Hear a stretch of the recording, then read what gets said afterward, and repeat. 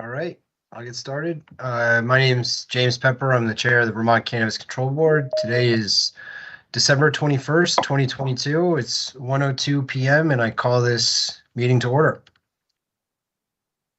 First things first, I need to update the agenda. We are going to do an executive session. The staff has recommended a social equity denial. And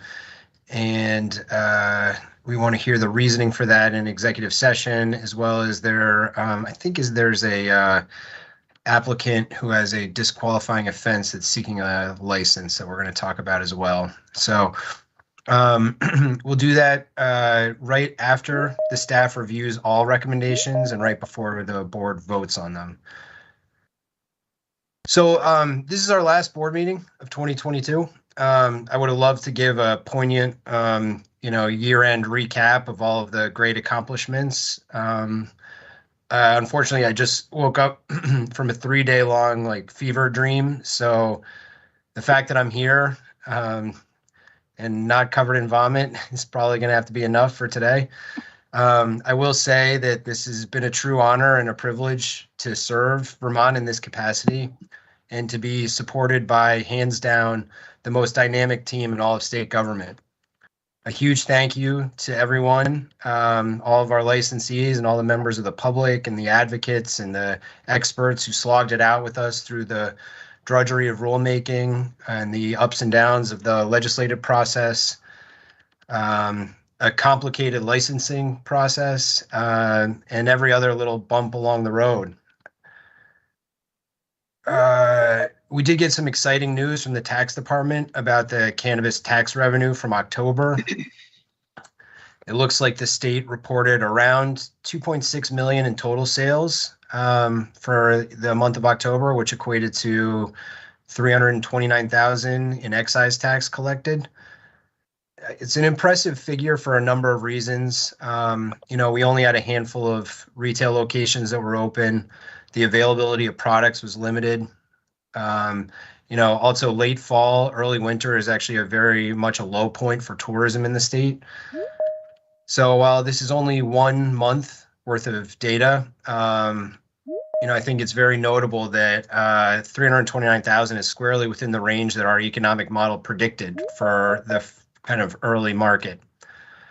And that's important, at least to me, or significant because, our model diverges pretty significantly from the Joint Fiscal Office's projections. Our market projections are larger. This early report seems to indicate, and it's early again, that some of the assumptions that we made with respect to the kind of size of this market might actually be holding true and that we should stay the course with what we're doing. A few administrative points. We have a report due to the legislature on how we intend to regulate hemp-derived products. We will be reviewing this report later in this meeting. I know there's questions from hemp producers in the state about how things might change for them in the new year. I'd make a couple of high-level points.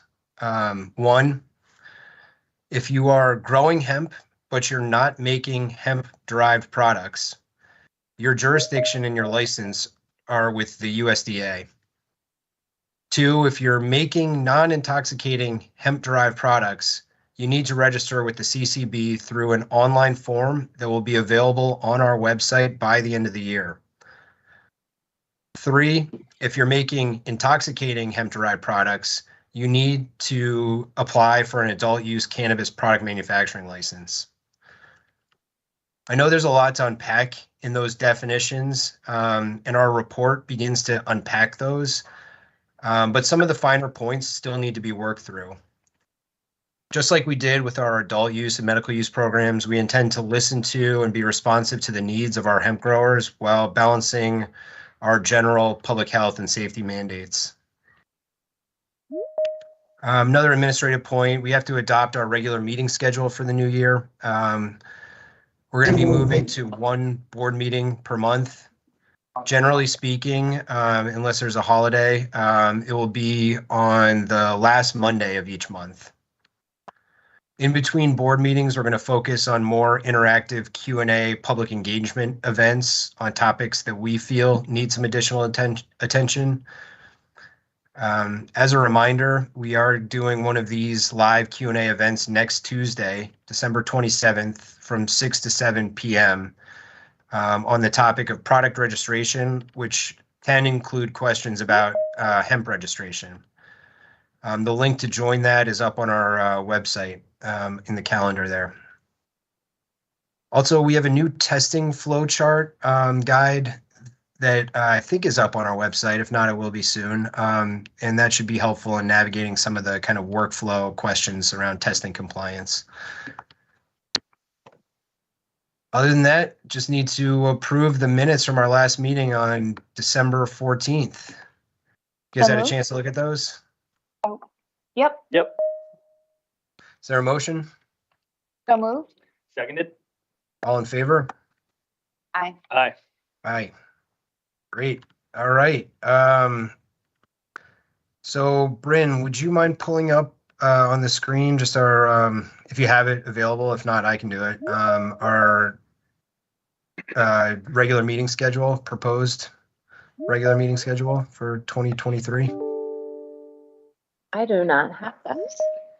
Sorry. Sorry about that. Maybe I can hope pull it. so. I think the three of you have it, and maybe I don't. 1 second. It will be a surprise. You can get it fast enough. Okay. Do you want it? Yeah, I got it.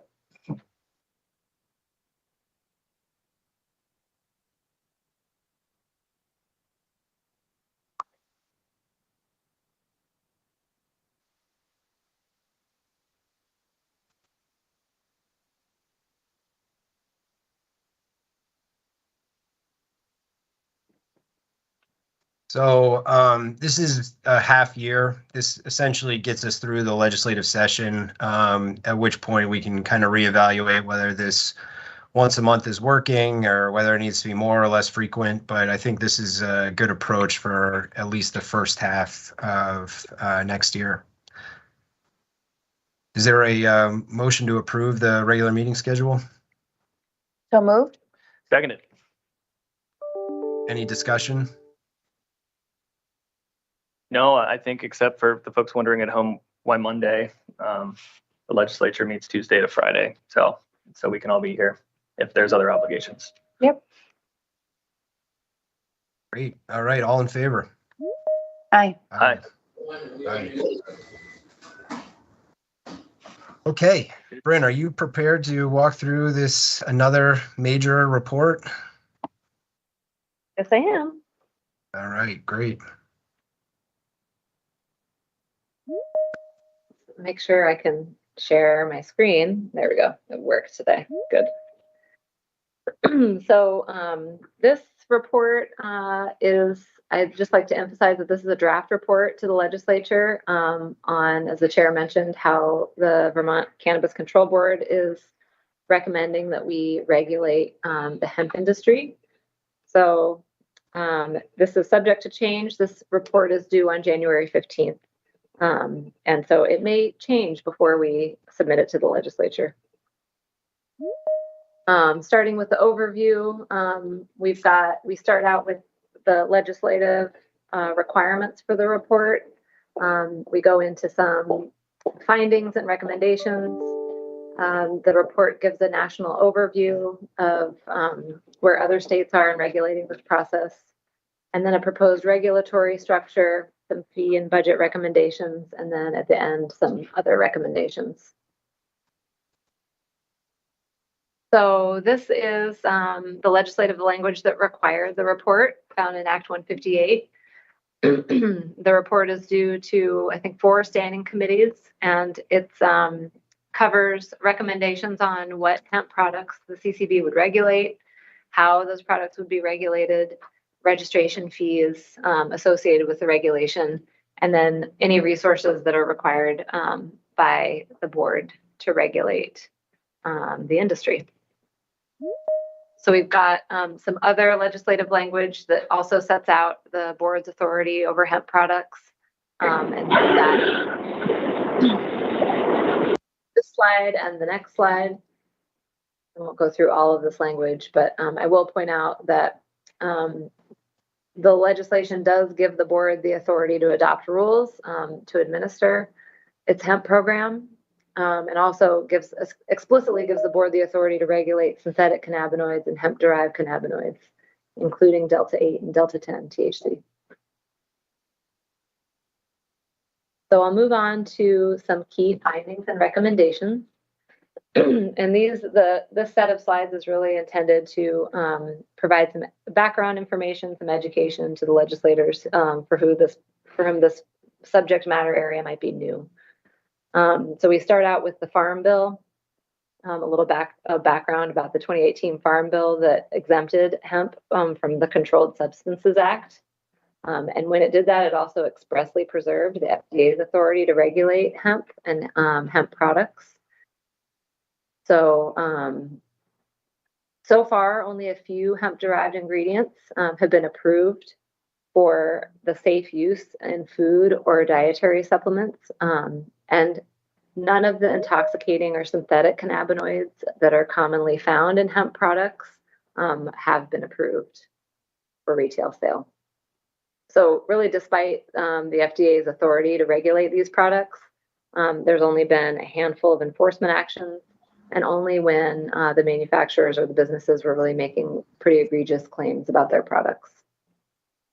So that leads to, that lack of enforcement really leads to some consumer confusion, because it means that these products are appearing on the shelves next to more natural cannabinoid products like CBD products, and that can lead to some confusion between what is what, and there is a real lack of education over the different types of effects that these products would have versus the more natural CBD products that are found on the market.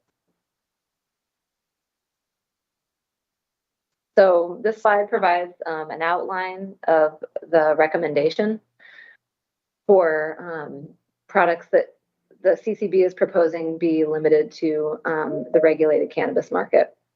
So given that there's a real lack of federal government enforcement, the CCB is proposing that all intoxicating hemp products, which are defined, and this is the same. These are the same parameters that were set out in the bulletin that the CCB issued on the hemp towards the hemp industry in November.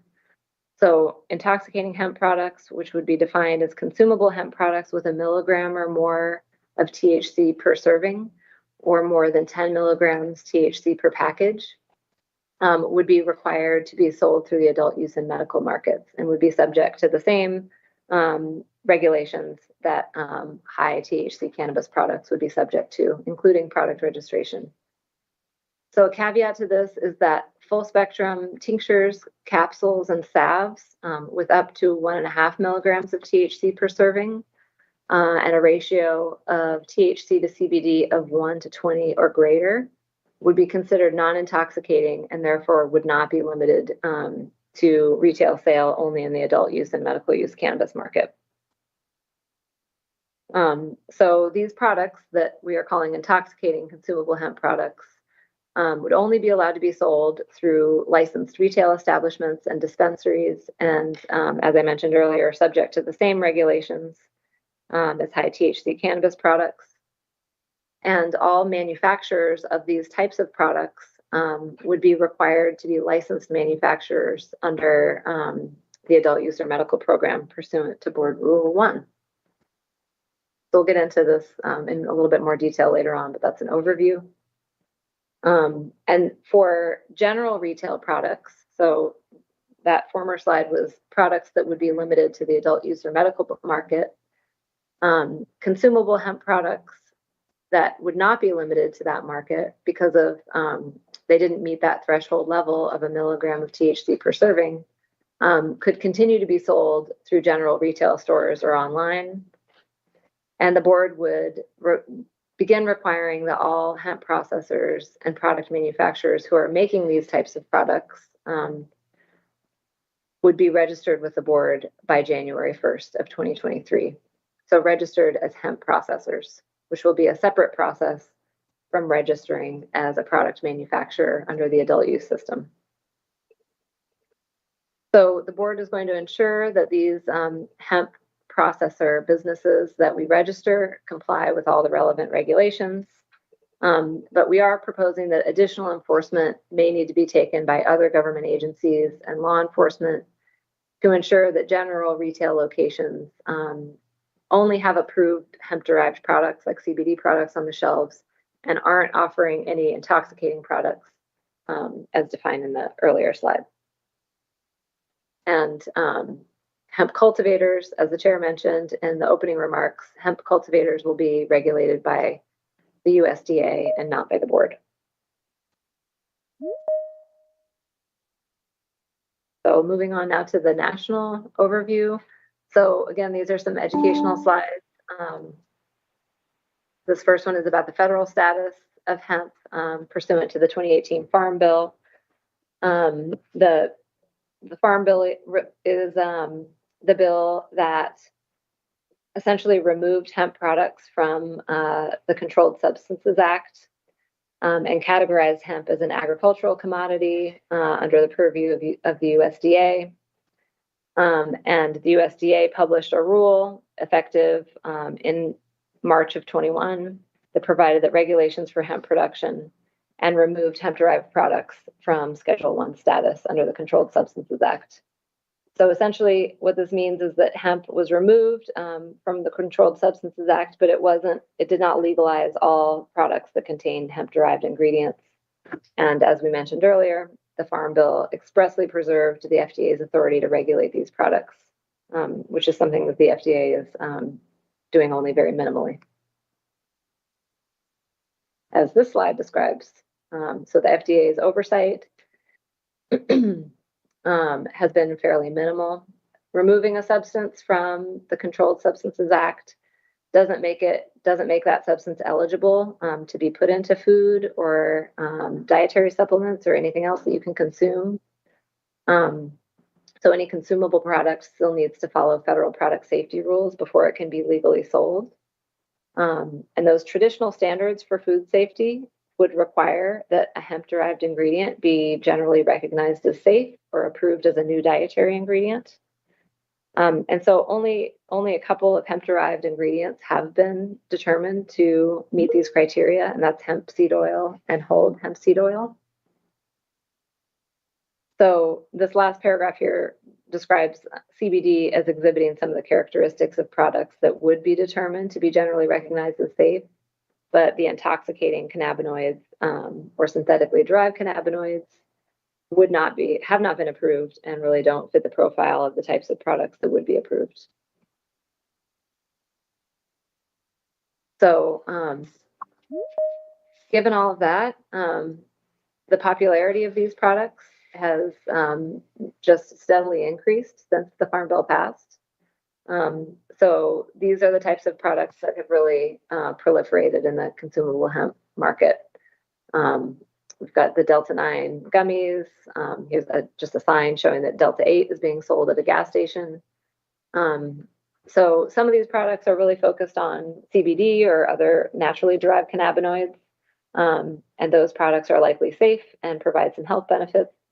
But these are examples of products that are really focused on intoxicating or synthetically produced cannabinoids that are also really readily available either online or in stores around the state.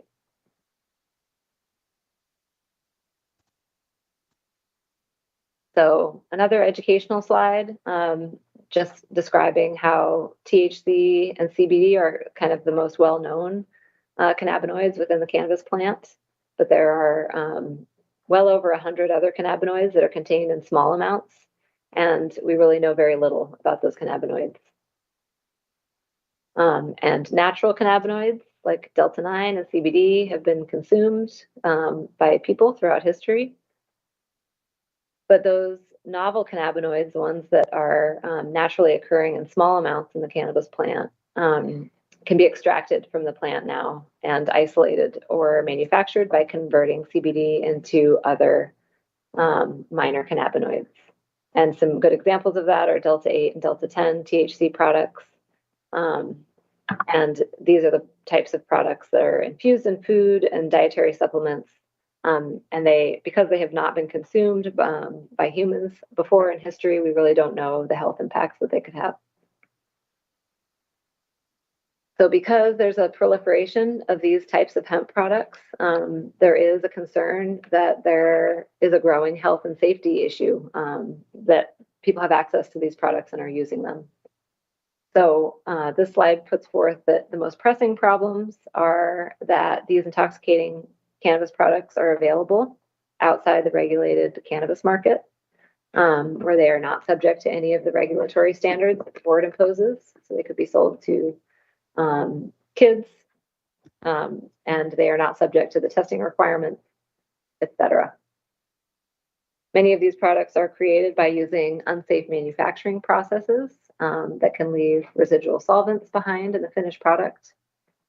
And these types of products that are either dangerous and or intoxicating are found on the shelves right next to other more natural products like CBD, and that can cause confusion.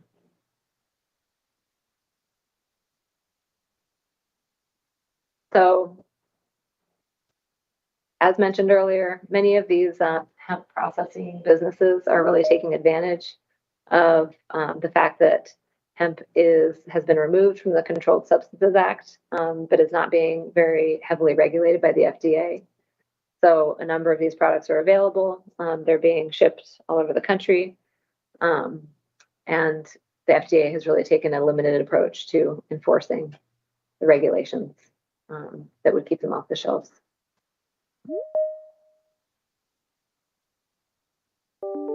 So this slide sets out some additional concerns with those novel cannabinoids. So this is kind of a reiteration of what we talked about in the earlier slides. There's been significant public health concerns that are due to these consumable products being available on the shelves. And because of the FDA's limited engagement in enforcing, the board is really in a position where we need to take some action. So while we really have a better understanding of those cannabinoids that are more well known, we really have almost no data on the safety of manufacturing or concentrating these novel cannabinoids.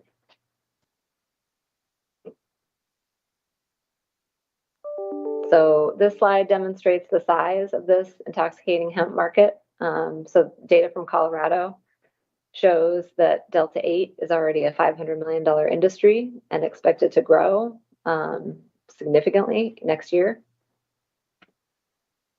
And because there's been kind of recent increases in the availability of these products and also increased reported incidents involving people who've used these products, both the FDA and the CDC have released health advisory bulletins that address the issue. But Vermont really needs to ensure that we are regulating these products to prevent Vermonters from turning to these unregulated and potentially unsafe products. So this is a map showing how other states are addressing the issue of these intoxicating hemp products. So you can see here that in Oregon, kind of the Oregon, California, Nevada are allowing these products to be sold only at dispensaries. We've got kind of a whole, it runs the gamut how states are dealing with this. You can see just by this chart that there's not one singular approach to how to deal with these products. Okay, so we're going to move next to the regulatory structure slides, starting with the goals that would be achieved by the recommendation for how we would regulate these products. So the first would be to remove any unsafe products from the market. The second would be to limit any intoxicating products to the adult use or medical cannabis markets. Another goal is to promote Vermont's local hemp businesses and to give Vermont consumers access to safe, regulated products.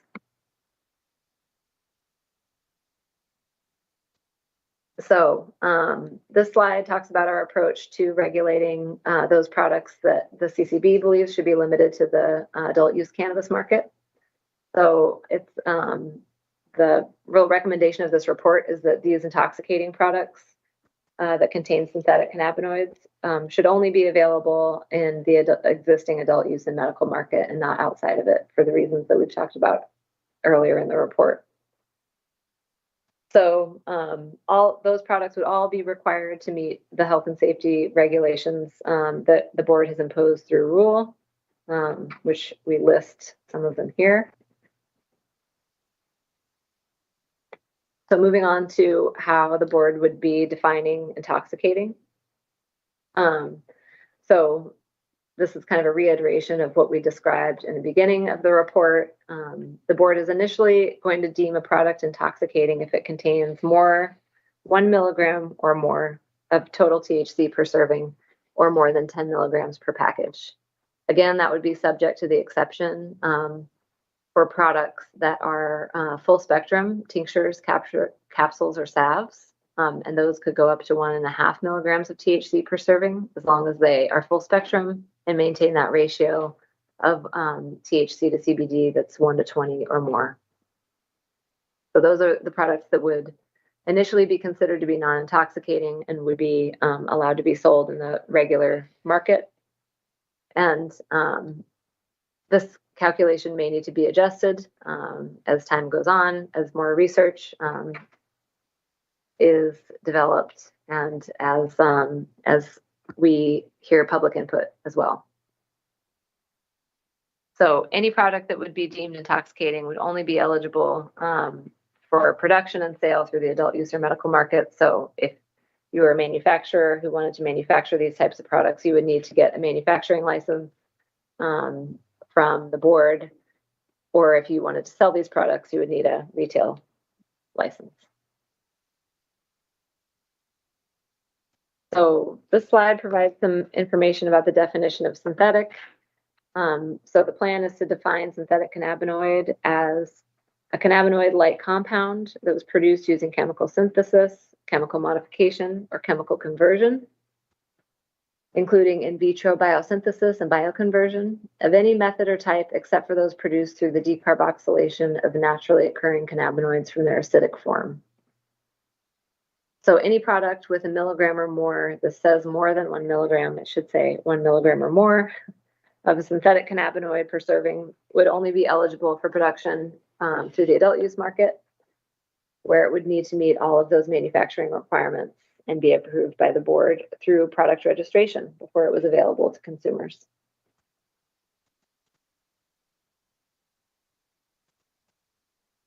So these products that are hemp-derived and deemed intoxicating would need to comply with all of the existing public health and safety regulations. They'd be subject to testing requirements and the age-gated sales, all of the labeling and packaging requirements, the limits on total THC per package. And then once they made it through the product registration process, they would be eligible to be sold to consumers.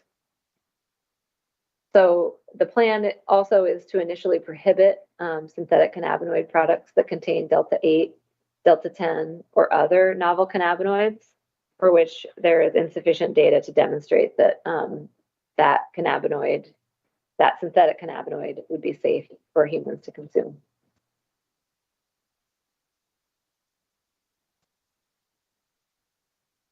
Product registration, this just sets out that just like everything else, these hemp products that the board is deeming would intoxicating would have to be submitted through the product registration process so that we could ensure that it meets all of the requirements of the rule, and then be eligible for sale on the adult use market.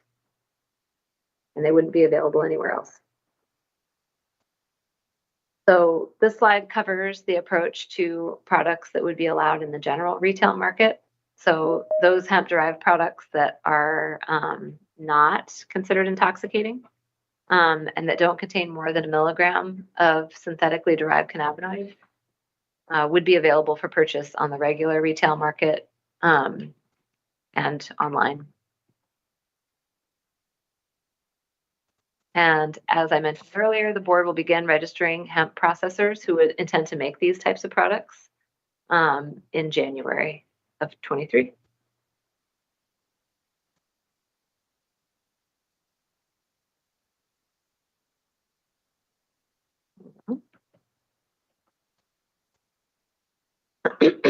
So, as I mentioned earlier, hemp cultivation is going to remain under USDA's regulatory authority. And it's the board's position that that the USDA would be the USDA's oversight of the hemp cultivation industry would be sufficient and actually allows more focused resources on consumable hemp. And it also decreases the burden on Vermont and allows Vermont to focus on areas where we have regulatory discretion.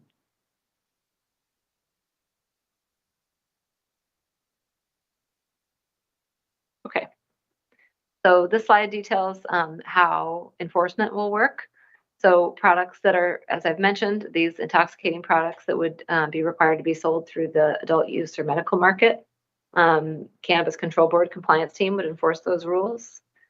For non-intoxicating hemp products that are manufactured for the general retail market, the board plans to require registration for these hemp processors, as I mentioned. And we will not have a role in enforcing the rules against those products. Responsibility for enforcement is going to fall to law enforcement and other government agencies. And this last sentence is really directed to the legislature. If the legislature decides that they would like the board to have an additional role in enforcing the rules against hemp-derived products that are non-intoxicating, then we would need to put forward a proposal for additional funding and staffing. And speaking of funding and staffing, here's our proposed license and registration fees. So for hemp processors that would be required to be registered with the board, these are the folks that would be producing products that are non-intoxicating. We're proposing a $25 application fee and a $1,000 annual registration fee. And for hemp manufacturers that intend to produce products with 1 milligram or more of THC per serving, those folks would be subject to the existing fees that are set in statute for cannabis product manufacturers. So the proposal that's set out in the report would not require additional staffing at this time. We're proposing to be able to do this type of regulation without additional staff. However, we are proposing instituting a quality assurance program that would require an appropriation for funding for lab equipment and 3 additional staff to work at the state lab so that we could conduct a compliance and quality control and R&D testing at the state lab, which would really assist us in ensuring that the businesses that we are regulating are in compliance with the testing regulations. And it will also help the Vermont businesses really build their reputations. There's a request for staff and equipment, but no building space, and so there's assumption that there's already space for that, right? Right. There is an existing state lab where we're proposing that our quality assurance program would be housed. Okay, nearly there. So this last several slides are about our other recommendations. So this is an endorsement program for Made in Vermont products. So this is a recommendation that the legislature direct an expansion of the Vermont hemp product and hemp infused product program. So it would protect public health and safety, boost local economies, and the state would promote this endorsement of Vermont hemp products and hemp infused products. So that could really have the effect of increasing visibility for local Vermont businesses, generating demand for products that are from Vermont and are in compliance with the rule. So the proposal here is to develop a simple registration process that would result in a state-approved endorsement that retailers or product manufacturers could use on their products and would allow consumers to make a more educated decision when they're purchasing their products.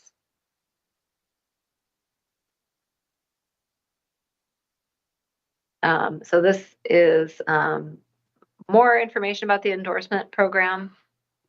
So the MAPLE program is really the model here. So program staff could conduct periodic inspections of these hemp producers and hemp products, similar to how the MAPLE program runs. And the outcome would really be something similar, where Vermont products had an endorsement that could really help with marketing and give consumers a sense of security about what they're consuming. So here are some other programs in other states that are similar to the Vermont MAPLE program. So Buy Colorado is a program that promotes state companies and the state's reputation. New York has a New York State Grown and Certified program that makes it easy for people to identify New York products. And Wisconsin has a Something Special from Wisconsin program administered by the Wisconsin Department of Agriculture. So these are all examples of other states that have done something similar. Okay, so the next recommendation is to create a public awareness and educational campaign that would encourage consumers of these types of products to purchase products that have been vetted by the Cannabis Control Board. So really, this campaign would be about steering people towards the regulated market, so that people could be assured that the products that they're using have met all of the regulatory requirements of the Cannabis Control Board's rules. So a proposal to develop outreach and educational programs that's really designed to inform consumers about the difference between these unregulated products, potentially intoxicating products, and then safer products like CBD. And should educate consumers on the dangers of consuming products that are not regulated. And then this is really a recommendation on enforcement, to work with other agencies and really properly fund enforcement actions to ensure that non-compliant products are not available. So as we mentioned earlier, lots of hemp producers are making products that are potentially intoxicating, selling them online. And though the board really has limited control over what's sold online, we can control what's sold through our licensees, our licensed stores. But the board is not going to be in a position to enforce rules against convenience stores, unlicensed outlets that might be selling these unregulated products. So ensuring that that proper law enforcement is in place to do that regulation is important. And then I think lastly, or almost lastly, this is a recommendation to clarify that the tax on e-cigarettes doesn't apply to cannabis products. So the idea here is that because cannabis and tobacco are really significantly different products, the taxation on these products should reflect the different challenges that the state faces in regulating each one. So recommendation that the legislature clarify that cannabis products, including vape cartridges, are not subject to the 92% tax rate on e-cigarettes.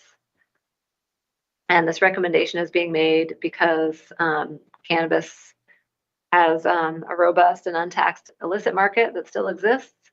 And that significant tax is going to push consumers towards purchasing vape products, cannabis vape products on the illicit market or out of state. And as we've noted in other reports, those unregulated cannabis products that can be found in the illicit market could potentially be harmful for human health. And then I think lastly, Vermont should really encourage federal partners to allow for additional research, particularly on these intoxicating and synthetically derived hemp products.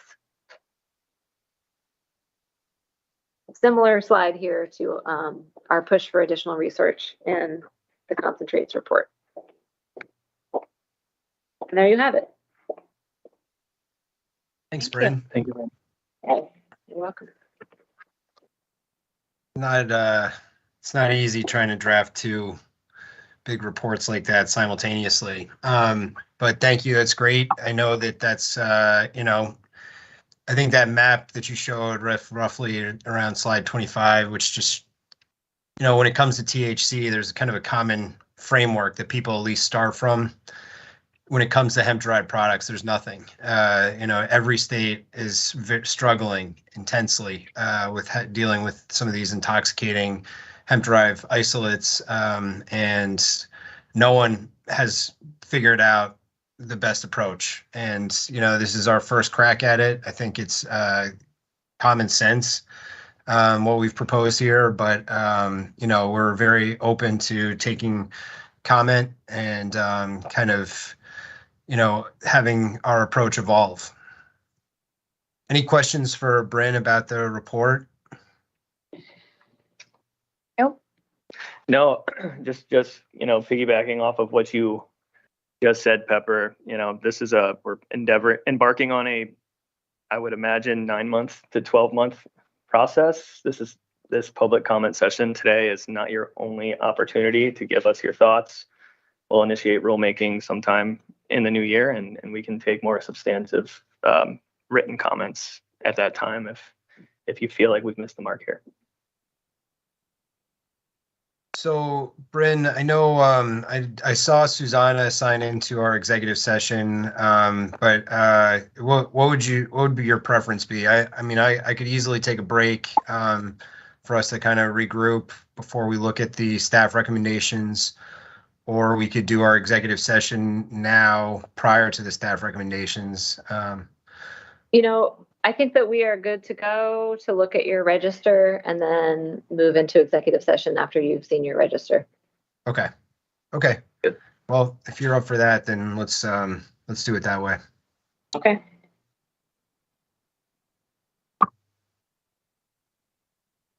I'm here.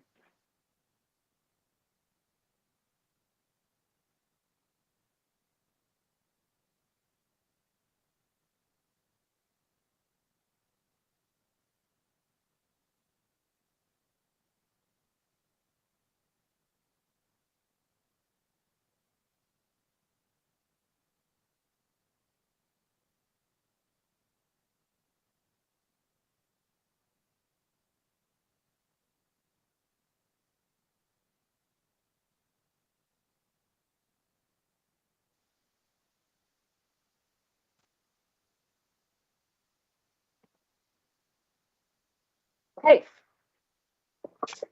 So here's your register for this week, starting with the medical program. You can see that over the last couple of weeks, the numbers of new patient applications has dropped somewhat, and renewal applications also. But 21 patient cards were issued in the last week, and 1 caregiver application was approved, and 1 dispensary employee ID card was issued. So moving on to our big wall of numbers here. Here's our adult use license applications as of yesterday. So again, the majority of our new applications are for employee ID cards. 3 new cannabis establishment applications in the last week, 2 for an indoor cultivation license and 1 for, I believe, a tier 2 manufacturing license. And no new retail applications this week.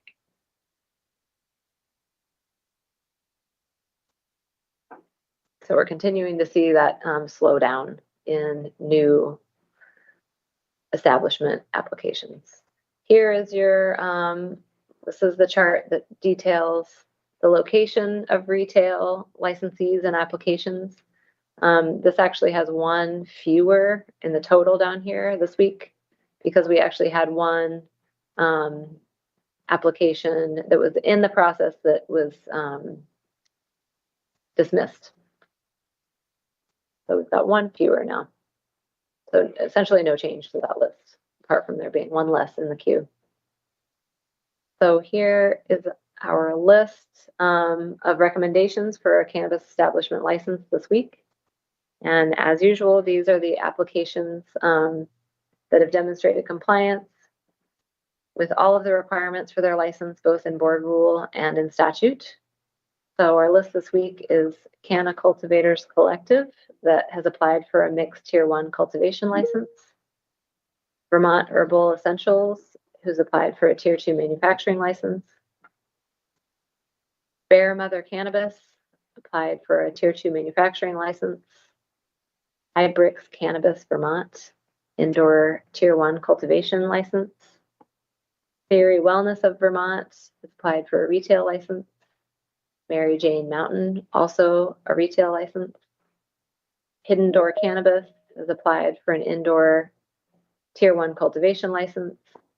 802 Pharmacy has applied for an indoor tier 1 cultivation license. And Green Union has applied for a retail license. So that is your list for this week. We've got 9 up for approval this week. Here's an update on our license amendments. I think we have a few more in there. And then here's our social equity information. I don't think we've seen any change here in social equity numbers in this last 7 days. We do have one recommendation this week for a denial of social equity status, and that's for submission number 941. The applicant was determined by staff to not meet the criteria for a social equity business applicant as defined in board rule. And I am requesting that we go into executive session to discuss both this applicant's social equity status denial and another applicant who staff is recommending for approval of their license who does have a presumptively disqualifying offense. Great. Well, why don't we do that then? I don't, I've read the memos. I'm not sure it'll take all that long. But we were generally wrong about that in the past. Is there a motion to go into executive session? I move that the CCB go into executive session to consider confidential attorney-client communications made for the purposes of providing professional legal services to the body, and that the executive session is required because premature general public knowledge regarding such communications would clearly place the board at a substantial disadvantage. I further move to invite Susanna Davis, Director of the Racial and I'm sorry, I've forgotten the name of the department, Racial Equity. Office of Racial Equity for the state, and Jay Green, also of that office. I will second. All in favor? Aye. Aye. Okay. Why don't we say come back 2:05, 15 minutes? I think that should probably do it. Do you disagree, Boone?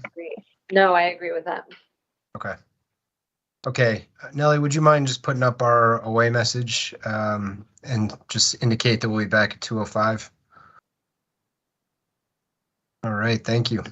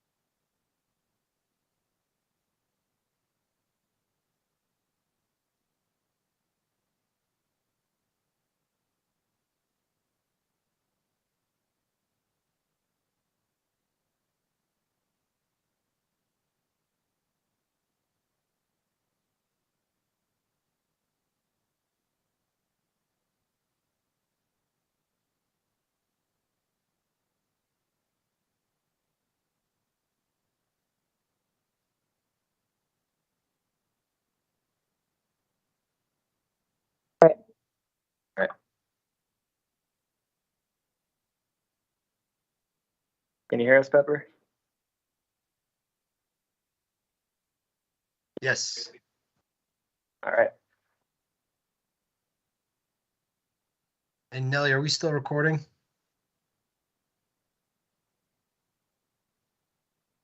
Great. All right, then let's resume this meeting. It's 1:59. Just got out of executive session.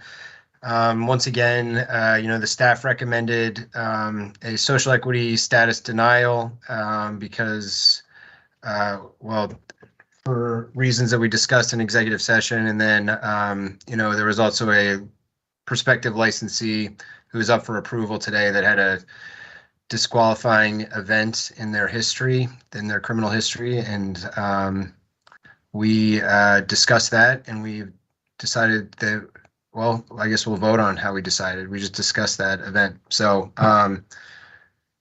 we've heard all of the staff recommendations. Is there a motion to approve the staff recommendations? I move that the board accept each of the recommendations as presented to us by staff in this meeting. I will second. All in favor? Aye. Aye. Okay. So I think last on our agenda for today, if I'm not wrong, is public comment. We will do this the same way we always do. If you have a public comment, please, and you join via the video link, please just raise your virtual hand. We'll do our best to call on you in the order that you raised your hand. And then we'll move to folks that join via the phone.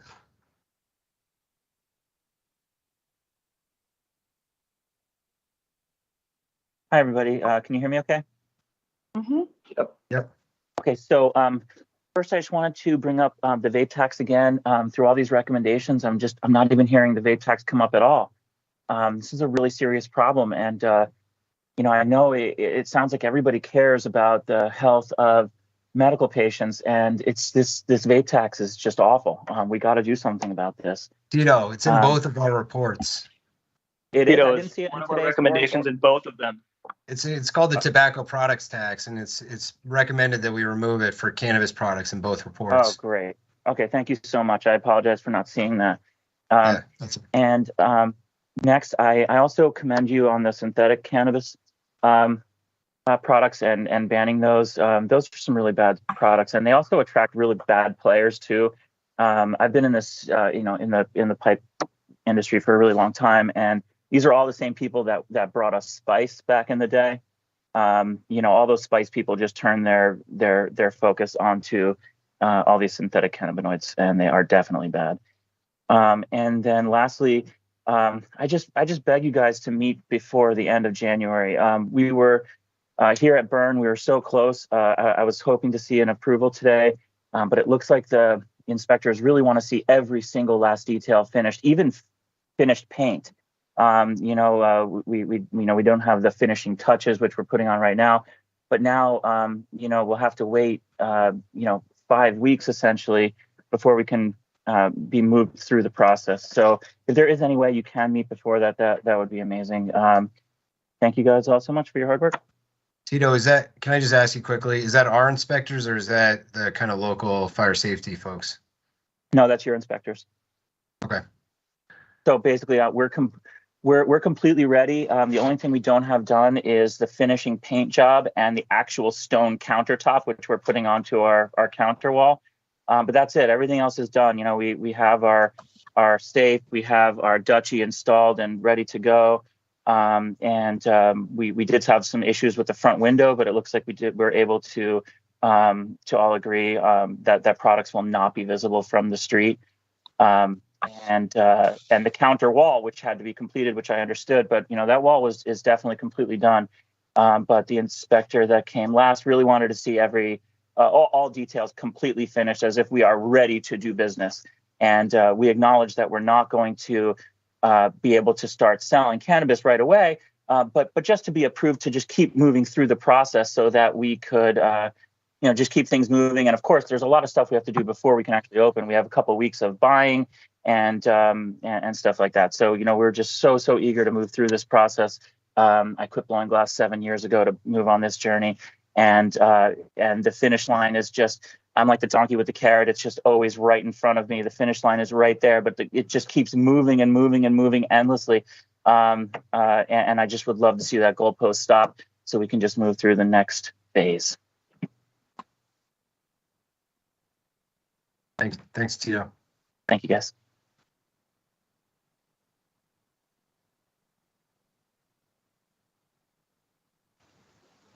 Can you hear me now? Yes. Hi. So one quick one is just when can we get these slides that you showed today on the hemp? I don't see them on the They'll be website posted anymore. later today. Later today. Posted Okay. to the website later today. Okay. And then could I ask what is the point of having the hemp groups register by January 1st? I mean, these rules won't be in place, so why do that with 9 days notice and try to create all that anxiety around the hemp companies getting registered in the state? It will be available by January 1st. There are a number of hemp processors that are registered with the Agency of Agriculture, and that's when their jurisdiction expires. So you don't have to apply by January 1st. That's when it will be available. Okay. Thank you. That's it. Thanks, Keith. And I would just remind folks that, we are having a Q&A session next Tuesday, 6 to 7 p.m. This public comment period isn't necessarily a place where we can answer questions directly. It's not the purpose of a public comment session. So just a reminder on that.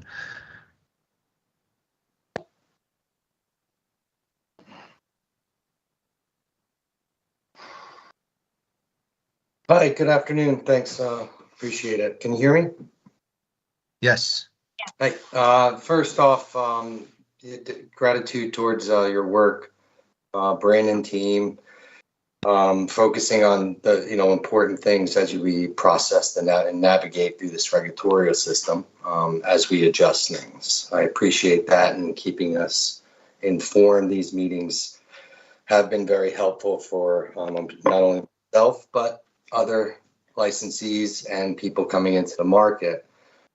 This is not a criticism, just possibly a recommendation as you build specifically for the hemp, but also with cannabis related in the whole, possibly adjusting the language to be a bit more accurately describing the medicinal effects of cannabis / hemp derived products, to use psychoactive versus intoxicating, due to the nature of, we're talking about small percentages from topicals, which generally are not intoxicating nor psychoactive, whatever term we use.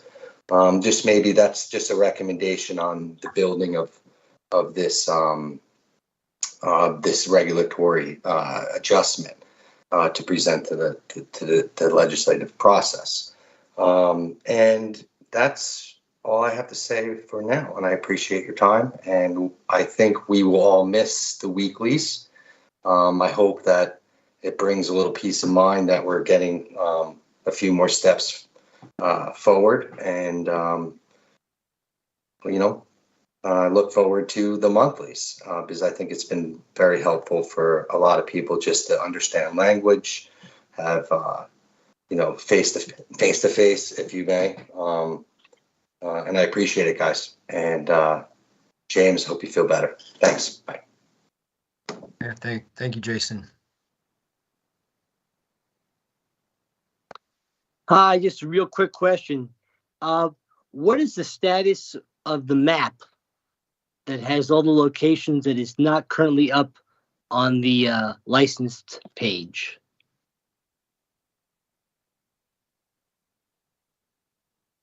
Hey, thanks for the question. Again, we don't generally answer questions here, but I think if there is a map that was once up that's not up now, I don't know what the status is. Okay, thanks.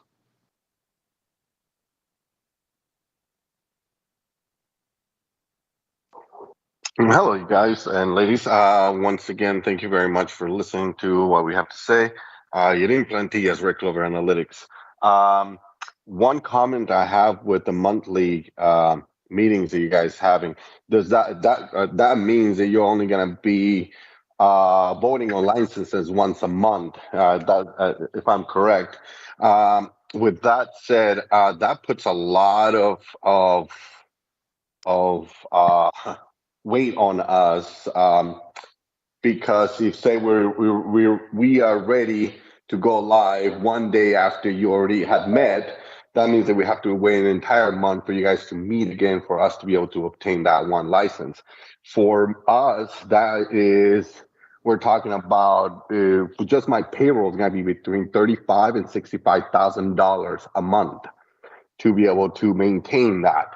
So that means that I have to invest another $65,000 onto the business. That's just in payroll, just to wait 30 days for you guys to meet again and give a judgment on my license. So if you guys could meet, especially in special circumstances for licenses, that will be great. It will help us all, get to, that stage. But thank you guys for listening in. Yeah, thanks for the comment, Yareem. Hey, good afternoon. Thanks for having me. I wanted to echo some of these concerns that Tito and Yareem just mentioned. I know a number of hopeful licensees that are just at that finish line. A number of them have been, dealing with some moving goalposts. Ourselves, we're waiting on just the installation of 2 cameras, I believe, that are literally being put up tomorrow. So a 5-week lead time for approval it's really rough, especially with the delays we're going to see with packaging approval and product registration and not being able to really accurately start those processes immediately. That's going to have us not having product on shelf until March, April at the earliest, and it's quite the fiscal burden on us. So I'd like to encourage you to reconsider that, or at least make some sort of workaround. I acknowledge that y'all are super understaffed and overworked, but I think there's some equilibrium to be had here. Thank you. Feel better, Pepper. If you want to shoot me your address, I'll get you some Jewish penicillin. I'm always ready. Thanks for the comment. Marie? No, Marie, yep. It's ironic. I was just gonna say, I think a blueberry strain would do you well right now. So look into it. But I also have to comment and say, I love the jumper, or would it be the ugly Christmas sweater? The lady in the back had the red, with all the little balls hanging off of it. So, and lastly, I thank you for everything you did this year. It's been a long hell of a ride for all of us. You've done great. Don't listen to any haters. You guys are awesome, and I appreciate what you've done, especially coming from my old stomping grounds in New York. I see what they're doing, and it looks like a headache and a half that I wouldn't want to touch. I love what Vermont's doing. You guys are doing a great job. Happy holidays, guys. Thanks, Marie.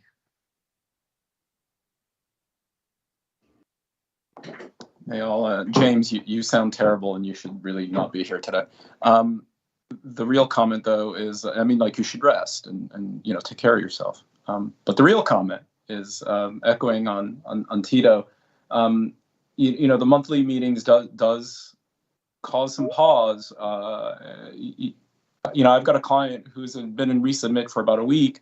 This morning, we got a notice from staff saying a couple of things were missing, but those things actually were in the application already, and they're there. But they weren't on. But the client didn't make it onto the list today, even though they really ought to have. And now the client is going to wait a month, and that's very frustrating. It's actually he's going to end up waiting 6 weeks, and so that's very frustrating. And I hope that you guys can figure out something that maybe could speed the process along. My view is your staff generally does outstanding work. They do a lot of work behind the scenes that nobody really sees. And so, we want to recognize and honor that. But sometimes mistakes do get made. And when you can't correct those mistakes quickly, I think that's going to lead to just growing frustration. And that'll spill over in all sorts of ways that none of us want to see. So those are my thoughts. Thank you for listening. Thanks, Dave. So anyone who joined via the link, please just raise your virtual hand. And if you joined via the phone and would like to comment, You can hit *6 to unmute yourself.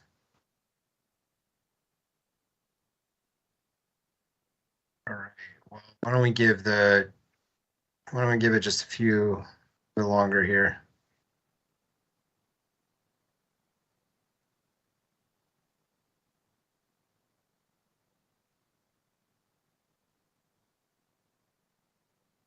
All right, I'll close the public comment window. Thank you, everyone who joined. And again, I really, truly appreciate everyone who joins these meetings and gave us comments, feedback, support, advice, counsel throughout this process. 2022 is a big year for Vermont. Hopefully we can just continue to improve the program in 2023. Any concluding thoughts, Julie or Kyle? I would echo all of that. It's been a long but productive year. There's dozens of holidays that folks out there are celebrating right now. So whatever you're celebrating, I hope it brings you joy. I don't have much to add after, both your statement and your statement, Pepper. 2022 has gone by very quickly, at least from my corner of the world. I think time's an interesting thing these days, but so much has been accomplished in 2022 and look forward to seeing everybody in 2023. Thanks for joining. Great. See you later. Feel better.